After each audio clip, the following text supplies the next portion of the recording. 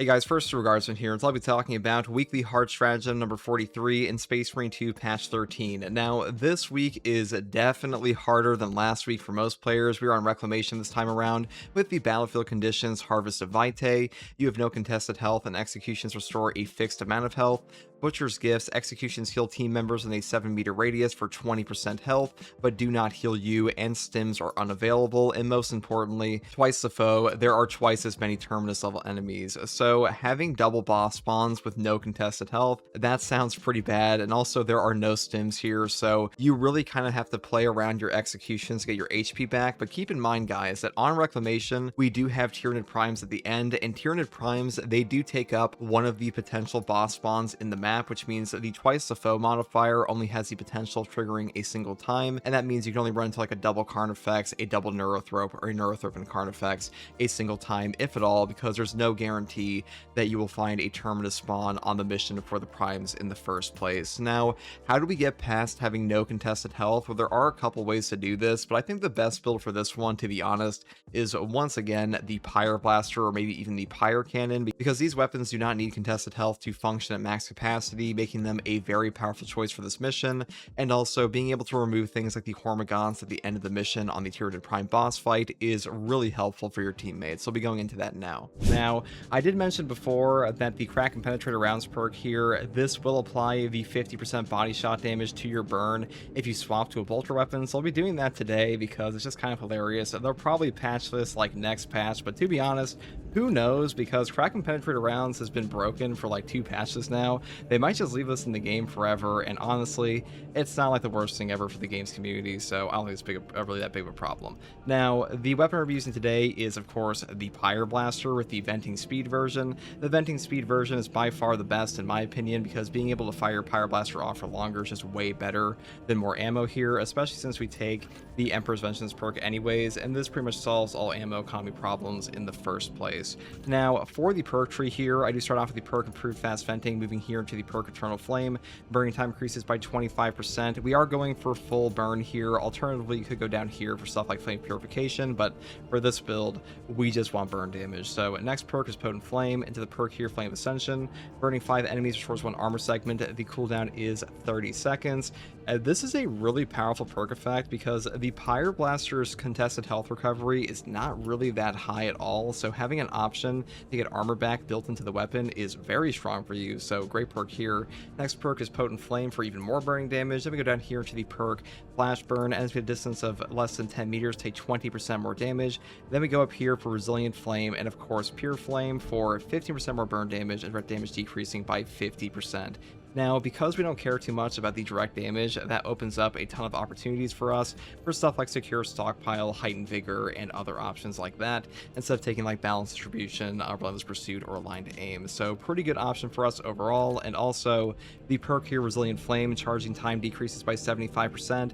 This is a nice quality of life feature for the Pyreblaster, pretty damn strong to just keep your burn going all the time, though I will say the Flame Purification down here for bonus melee damage is also pretty fun to use. If you want to go down here, you definitely could. Now, for the secondary, I do take the Retribution's Bequest Heroic Heavy Bolt Pistol. This is one of the best options in this build, in my opinion, mainly because the heroic perk effect here called No Help Is Coming, shooting enemy with elite frame stats, for conquer reinforcements, headshots kill in 1 shot. This will function very often in your game, and the Pyreblaster is not super good at catching guys at range anyways, so being able to just like put 1 bolter round into a reinforcement calling enemy is super useful for you, though I will say it doesn't always come into effect that much in like a horde up front, but for long range it's very useful for you. The next perk here is Divine Might, going here to the perk Perpetual Penetration, and then we go into the perk Increased Capacity, Extended Magazine, Death Strike, into the perk up here Great Might, and Discipline. When you have low ammo, deal 25% more damage. Now, you could go all the way down the bottom row for like able damage and stuff like that, but on a tactical, I would really not take this perk because you don't use your class ability that much. The Auspex has a very long cooldown in this game, and even with perk effects like Vital Data, you're just better off going for like Discipline, because this will just give you a substantial damage buff, and also goes into pretty useful perk effects here like Strong Finish and Headhunter anyways. Next perk here is Gunstrike Reload, and the final perk is Tactical Precision for 20% more headshot damage, and non-headshot damage decreasing by 10%. Now, we do lose some body shot damage here, but keep in mind, the Retribution's Bequest is a bolter weapon, so it will benefit off of stuff like crack and penetrator rounds, and that's a pretty nice little interaction there. It's definitely a substantial bonus, like don't sleep on that. As far as the heroic chainsword goes here, I do take the block White Scars chainsword, and mainly because if we're trying to hip fire our Pyreblaster, taking a block weapon can be very nice for that, because these don't actually give you gun strikes at all. And if you're unaware, in Space Marine 2 you cannot gun strike simultaneously with a hip fire. If there's a gun strike active, they're tied to the same key, so because of that, block giving you no opportunity for a gun strike actually helps us out a lot here, and the White Scars chainsword is the best option for this in my opinion, though the block tier relic tier here also works, or the block knife they also buffed up recently will work for that, but, I'm sticking this one today. Now, as far as the perk tree goes for this, I do start off with the perk here, Perpetual Strength first, moving here to the perk Swift Recovery for double CHP recovery from heavy attacks. And then I grab the perk here, Perpetual Strength and Perpetual Strength, and moving here to the perk Reverberating Impact. Stomp AoE radius increases by 50%. Then we go here into the perk Combined Onslaught, Heavy Onslaught, Full Throttle for the combo skip. And then I go down the bottom row for Extremis Slayer, though I will say you don't have to take Extremis Slayer if you don't want to. You go up here for Majora's Slayer, because Majora's also will just, kind of get mopped up by this weapon. And you don't actually need this perk down here to hit the breakpoint on this build, especially to one-shot or one-combo the Extremis anyways. I'm just taking it because sometimes Extremis can be pretty annoying. Now, as far as our perk tree is concerned, we obviously take Crack and Penetrator rounds. Bolt weapons penetrate one more enemy, and non-headshot damage increased by 50%. And this is kind of the crux. Really, all you have to do is once your once your Pyreblaster has applied the burn, just swap to your bolter weapon, and you will get that 50% buff on your burn. And also, you can swap while you're blocking with a block weapon, so a really good synergy there as well. And I will say, if you want like a more ethical version of this build, you could take like Balance Distribution or something, and that also works, or just take a Plasma Pistol, Plasma Boost. Next perk here is Heightened Vigor. After your perfect time parry, block, or dodge, you'll deal 10% more melee and gun strike damage. You like 12 heavy hits and cannot be knocked back for 10 seconds. We are using a block chain sword, so having no knockback is super nice for us here, and also stuff like versatility and Most Pursuit. This doesn't help us that much on this build. Next perk here is Emperor's Vengeance. Killing a Majoris or higher enemy with your prime weapons, killing a Majoris or higher enemy restores your prime weapons ammo by 1 magazine, cannot exceed maximum ammo capacity, cooldown is 30 seconds. This just solves your ammo economy entirely in operations and hard strats. You will pretty much never run out of ammo for your Pyreblaster, and the Pyreblaster is not a very ammo efficient weapon on its own, but tactical is just like that, so pick this up. Next perk here, Secure Stockpile. Equipment charge for by 1 for all team members. Cooldown is 60 seconds. Now, this is like the single best team perk and value proposition in the entire game in my opinion. It is a ridiculously potent perk effect. A 60-second Melt-A-Bomb, Crack, Shock, Pyreblaster canister, hell, even a frag grenade. That is a ridiculous amount of value for your whole team for one perk here, and a 60-second cooldown is exceptionally low, so I'm kind of shocked they haven't nerfed this, but that being said, it's still a top tier option. We pick it up here because we really don't need the bonus range damage from aligned aim. Next perk here is Vital Data for more Auspex against Extremis or Terminus, and moving down here into the perk Precise Calibration and Concentrated Fire, and the final perk is Radiant Impact. A melee finisher additionally deals significant AoE damage in 10-meter radius, so the cooldown is 90 seconds. And this one is finally fixed to have a proper visual effect. This was bugged in like 13.1, but they've also fixed that up in 13.2, so pretty good for us. And also keep in mind, your Auspex scan will boost up the damage of your burn on your Pyreblaster, and also so will the 50% damage bonus taken, the 50% damage taken debuff applied to enemies on your perfect parry or perfect block. That will also apply to your burn effect as well. So if you stack on like a parry while they're burning, and also stack on Auspex, and also swap to your bolter weapon, you will nuke them in like 2 seconds. Crack and Penetrator rounds is that cracked right now, and honestly the Pyreblaster in general is just that cracked, so great combo there. Now, for the prestige perk options, we take Acuity first because for whatever godforsaken reason, the Pyreblaster functions with this perk, so definitely grab this. Moving here to the perk Skill Supplier, and the final perks are Resilience and Fortitude, and that's pretty much all there is for this build, guys. Now, the Pyrecannon, just like the Pyreblaster, had a burn damage fix. All of the perks are now properly functioning, and not only that, the boss damage feels way better now, and this one can positively melt bosses and hordes, and for that reason, we'll be using it today because it's actually a pretty strong effect, even though the Pyrecannon is definitely weaker than the Pyreblaster is. Now, the variant I choose here is the venting speed version or the ammo capacity version, but for me, I think venting speed is a bit better just because being able to fire for longer here, especially with the perk setup we have on this build, strategic stand, that is better for our CHP recovery and being able to put out our full burn. So for that reason, I do kind of prefer it here, though you might struggle with ammo a little bit. If you want that, you can definitely pick up the magazine capacity version instead. Now, for the perk tree here, I do start off with the perk improved fast venting, moving here into the perk eternal flame. Burning time increases by 25%. We are going for a maximum burn build on this, though there are like some caveats you can do, I'll get into in a second. But first up, we increase capacity into the perk here, Flame of Ascension. Burning 5 enemies restores 1 armor segment. Cooldown is 30 seconds. You would definitely want this. Like, the CHP recovery on this weapon is not super high, even with strategic stance, so for that reason, armor restoration here does help out a bit. And then we pick up the perk here, Potent Flame, for even more burning damage, down here into the perk Divine Might. Then we go into the perk Resilient Flame and Pure Flame for even more burn, because the burn is really strong right now, so for that reason, we'll be using it on this build. And also having like a 0 charge up time in the heavy class does feel pretty good, though I will say, if you want to skip over strategic stand for like Fortitude to be tankier, you can definitely do that. I would just go for the bottom perk here with heavy immunity, and the one down here with flash burn, because getting knocked around in your Pyrecannon sucks ass, so for that reason, I do kind of like these sometimes. But that is up to you, and that's all there is for the Pyrecannon. Now, for our secondary, I do take the newly buffed Firepower Plasma Pistol or the Rate of Fire Plasma Pistol, depending what you want. The big thing here is that in patch 13, all of the common shot damage for Relic Tier Plasma Pistols got up by like 30%. They have way better contested health recovery now, and you actually have quite a few more perk options. And also, on this build, the Pyrecannon is not super strong at contested health recovery, so having an option in your secondary here, like an Inferno Pistol or Plasma for like burst CHP recovery, is very strong for you, which is why I picked this up. Now, for the perk tree here, I do start off with the perk Plasma Collection first, going here into the perk Rapid Cooling, Plasma Collection, down to the perk Divine Might. Then I go for Blast Radius, Perpetual Velocity, Efficient Charge, and the perk over here, Perfect Cooling. And I know I have it selected here, but I would also pick up Plasma Collection, and alternatively, you could go all the way down for Blast Radius, Retaliation, and Divine Might for more damage. But it is up to you. That's all there is for this weapon. Now, for our perk tree, I do start off with the perk Restoration first. Killing 7 enemies, Rapid Succession restores an armor segment. The cooldown is 15 seconds. Now, this perk will stack with the perk over here, Flame of Ascension, pretty easily, so you'll get 2 armor bars and like a little Hormigón horde. Pretty nice effect there, though this one's obviously on a 30-second cooldown, whereas the Restoration perk has a 15-second cooldown. That being said, more armor restore is always good. Next perk here is Strategic Stand. While in heavy stance and dealing damage restores 15% more contested health, and you don't lose control of heavy hits, you cannot be knocked back, we will not be able to move.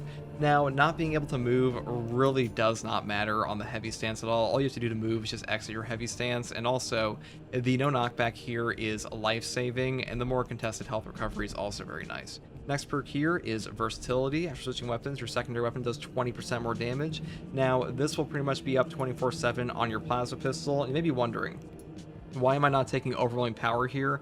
Well, the thing is, our direct damage on our Pyrecannon, it's not what we're going for, and you really don't need the buff to your direct damage from like Overwhelming Power or Brute Force on this build, and for that reason, I do just take the Versatility here instead, because our burn damage is where most of the damage is coming from on that weapon anyways.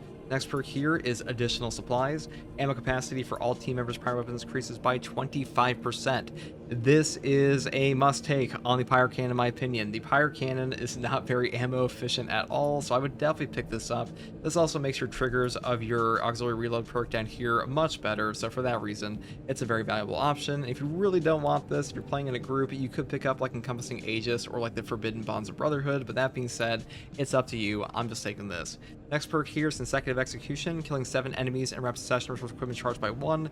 The cooldown is 90 seconds. Now, a 90-second Melt-A-Bomb, Crack Grenade, Shock Grenade, these are incredibly valuable for you, and also a lot of your horde clear for like Majoris and Extremis will come from this, so really valuable for this build, because the Pyrecannon is like way more of a horde clear tool like over time rather than like a Nova damage weapon, so for that reason this definitely helps out. Next perk here is Power Regulator. Iron Hail loses energy 20% more slowly, and then I move here into the perk Wrath of the Imperium. Imperium. When Iron Halo expends all of its energy, enemies in a 10-meter radius take significant damage. Wait, actually, I fucked this up. What you want to take here is Odds of Bastion, because Iron Halo's durability increases by 20%. This is pretty much mandatory to take with the Wrath of the Imperium perk here, because the way Wrath of the Imperium works is this perk actually puts out a ton of damage. However, you actually have to have your Iron Halo be used up entirely on the energy, and because of that, if you don't have a fatter durability, I guess I should say, a fat Iron Halo durability, you will just get your Iron Halo broken before it actually triggers this at all. And also keep in mind that if any enemy knocks you over while you have your Iron Halo active, your Iron Halo will automatically turn off, which will completely negate this effect. So be very careful of that, and just be aware that while this is strong, it can definitely be interrupted a lot. Next perk here is Offensive Capability. When active, Iron Halo deals damage over time to all enemies within 5 meters. That's pretty much all there is for the main perk tree. And for my prestige perk options, I do take the perk Reverberating Impact first. Into the perk Auxiliary Reload, melee kills of extremist or higher enemies restore your prime weapons ammo by 1 magazine. You definitely want this on like every heavy stance weapon, really every weapon on heavy, because without this, your ammo economy definitely sucks. Next perk here is Conviction for a 25% health damage reduction for 10 seconds on armor break. And the final perk is Indomitable Spirit for no knockback during gun strikes, because both of these will save your life. And Conviction especially, if you don't have the perk here Fortitude, you really want the damage reduction from this perk, because you will just get one shot at times otherwise. So hopefully this build guide helped you, and if you like content like this, subscribe for more. If you want to watch me live to ask me questions about the game, or just come hang out, you can find me here on YouTube or on Twitch with a link in the video description. I'll set a link to my community Discord. And I also want to say a special thank you to my channel members. Your support has been incredible recently, and you're really helping me make videos like this, so thank you. And as always, thank you for watching, and take it easy. Bye. So guys, here we are on the new weekly with Twice the Foe, Harvest of Vitae, Butcher's Gifts, and a fucking swarm in front of my face. What the hell? Anyway, so we got no contested health on this one, which means the Pyreblaster is actually quite powerful on this weekly. And Twice the Foe, having double Terminus, it does kind of suck. We have to keep in mind the Tyranid Primes at the end of the mission, they do count as one of the boss spawns on the map, so you only have the potential to find it 2, or excuse me, you know, like 1 set of 2 on your mission here. Like a Neurothroper, stuff like that. And the Pyreblaster is quite strong when it comes to no contested health recovery, because this weapon's contested health recovery sucks ass anyways. It's also very strong in the final portion of the Tyranid Primes, because being able to clear off all those Formigons for your teammates, that'll really help you out. And them. Talassa, Combat Squad Heraton reporting. We lost Vox contact with Combat Squad Phaedrus. Do you know their status? Phaedrus not responding to Vox. We must consider our brothers lost then. Our objective is to secure the cyclonic warheads at all costs, encountering heavy Tyranid resistance. Hold fast, Heraton. Our duty is dealing death. It is a shame to have lost such a worthy vessel. The ship will hold until we evacuate.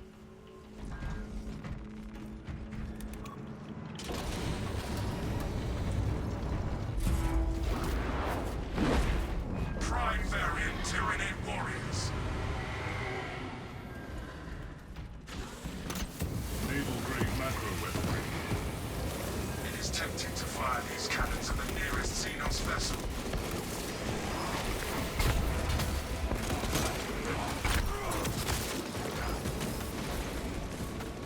Hive mind scout spotted.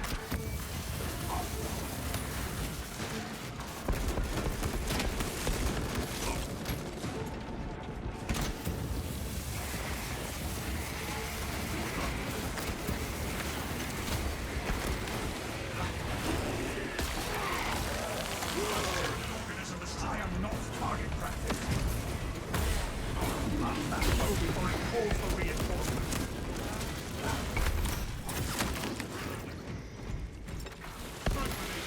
Swarm eye spotted. Combat Squad Heraton reporting in. The bridge is lost, as are my squad brothers. I am cut off from our planned route to the Ordnance Depot. Calculating a new route based on your report, Heraton. Standing by. Be advised, the cruiser's crew managed to execute security protocols before they were overrun by the Xenos brood.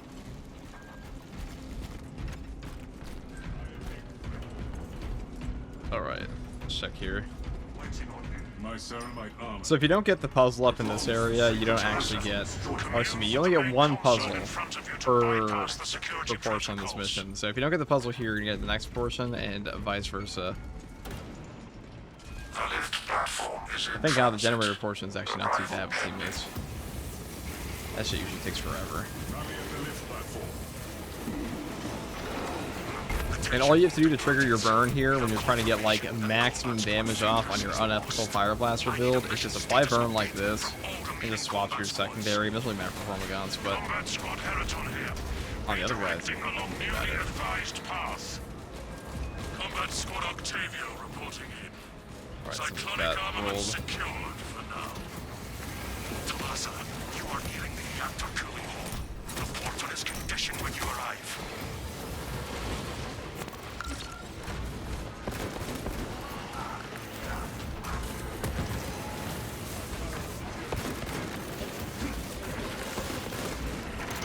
Well, we could go inside. Where's the fun of that?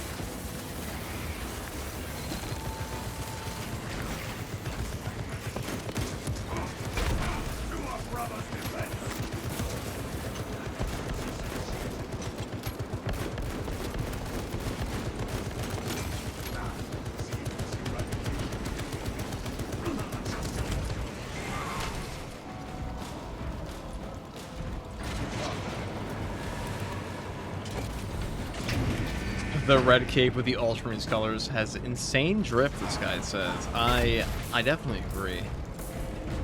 I mean, Ultramarines are pretty drift out, despite the allegations.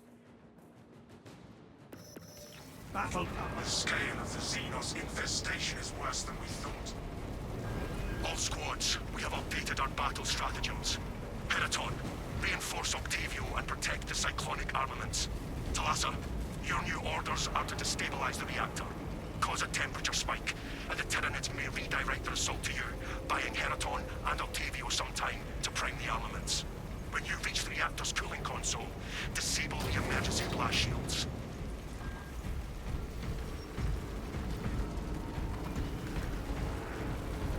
I guess we'll take a crack grenade here. Picking up equipment. Converge on Lucas. Emergency blast shields retracting. Warning. Coolant rods exposed. Talasa, I need you to disable the entire cooling array. Concentrate fire on the exposed cooling rods. Look for weak spots and focus fire.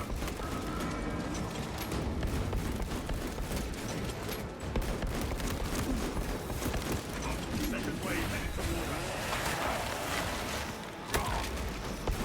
Synaptic serpent slaughtered.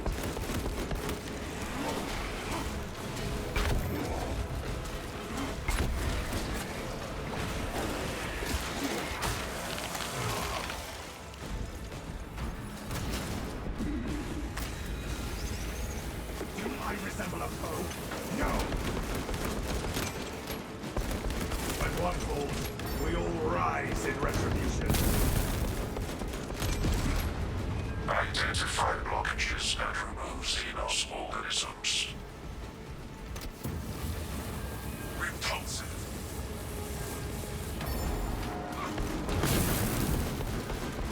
Exposed rod destroyed. Registering extreme temperature fluctuation. Plasma cooling efficacy severely reduced. Excellent, Talasa. You will need to repeat the same process at the second array. Access granted the bridge console. The whole Sigismund situation is funny as fuck. It's definitely the best thing to ever come out of that subreddit. I'll say that. It's a shame they deleted the post. I was really distraught about that because I didn't actually get to read the original post. I only got excerpts, which like it. Surely there's an archive somewhere. Your aim tries my patience. Brother, eliminate Xenos minds. Rods all decommissioned. Temperatures at critical level. Plasma reactors shutting down to prevent catastrophic detonation. Talassa, do not let the reactors cool down. This cruiser will soon perform its final task. Proceed to the decks below and force the plasma reactors to overheat. Updating our route to the plasma reactor.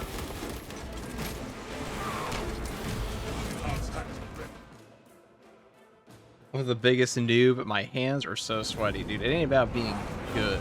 It's okay.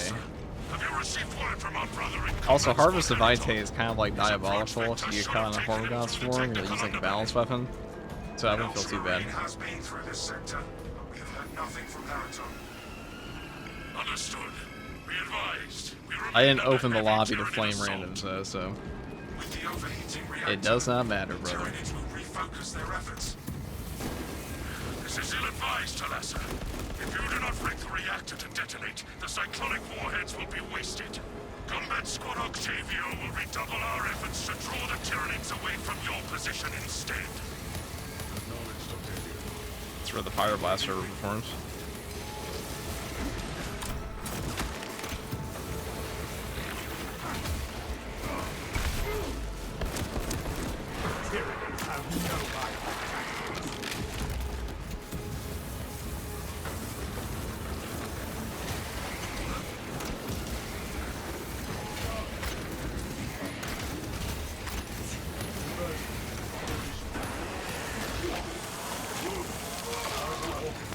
Enhanced visuals incoming.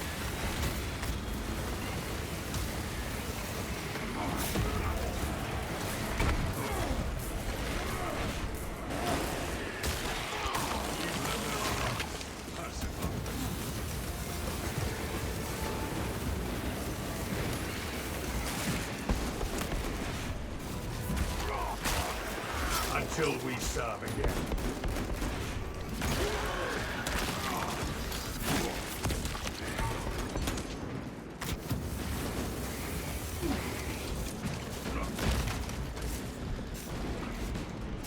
Precisely what we need.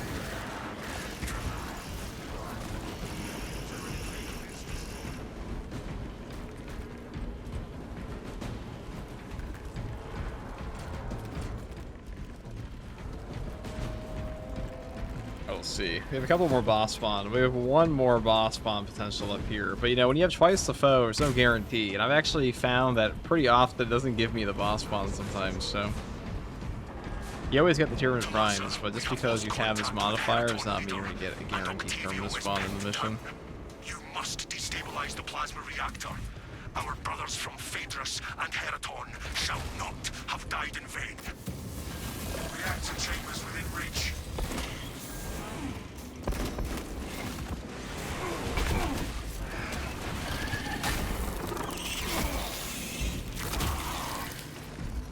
Superior tactics bring victory over brute force.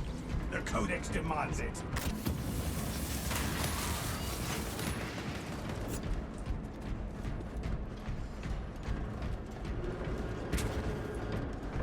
The Xenos butchered scores of the ship's servitors. Attention. Authorized personnel only beyond this point. Provide sufficient Right, no double boss spawn? authorization in order to proceed. The second time it's happened trying to do this. Security protocols dictate that only claimed principal saboteurs have entry authorization. Scanner requires the claim principal's ocular biodata.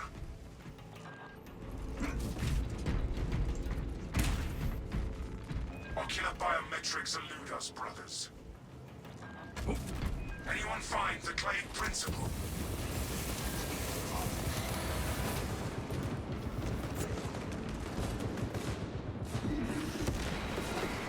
Servitor ocular access acquired.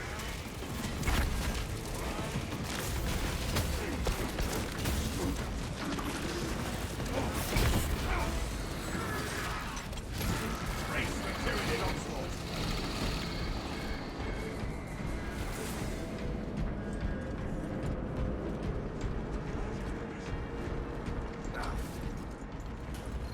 Take Ocular biometrics confirmed. Maintenance grade Delta Mu 2839. Access granted. proceed to objective.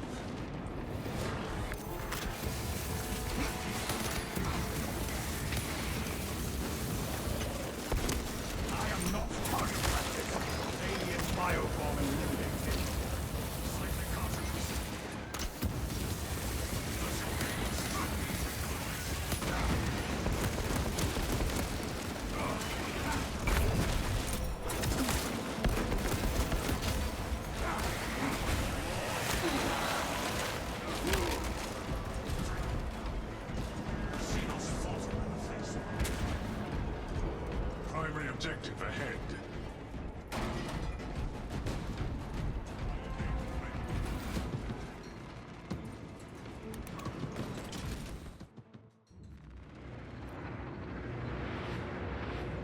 That reactor must be destroyed. Honor our brothers. Honor our chapter. It moves to attack.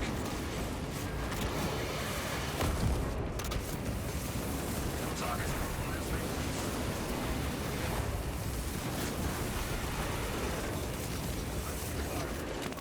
Activating all space advantage.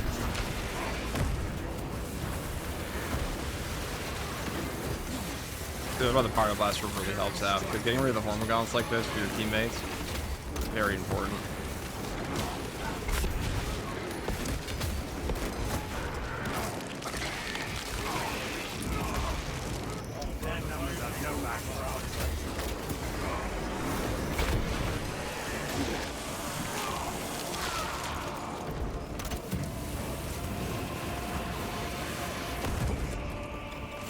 Defense is up, brothers. One target down. That one just died. Target enraged. Granted, Prime is a buggy boss. Displaying extreme ferocity.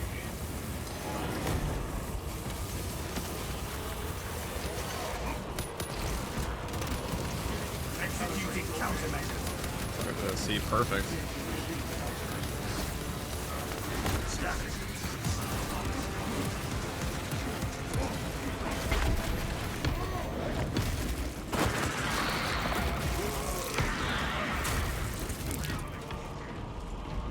They struck down our brothers, but Second Company prevailed.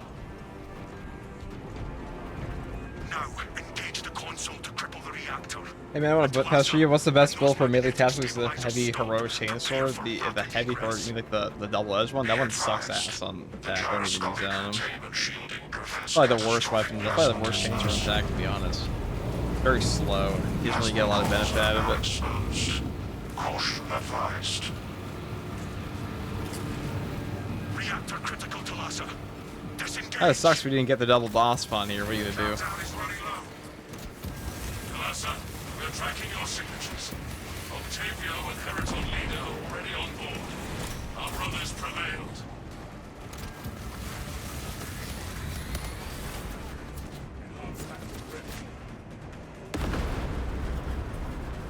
Core detonation is now a mathematical certainty.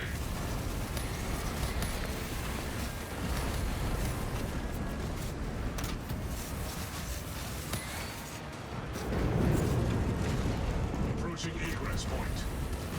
Hurry! The cruiser has begun breaking apart. We will wait as long as we can. Reactor meltdown imminent.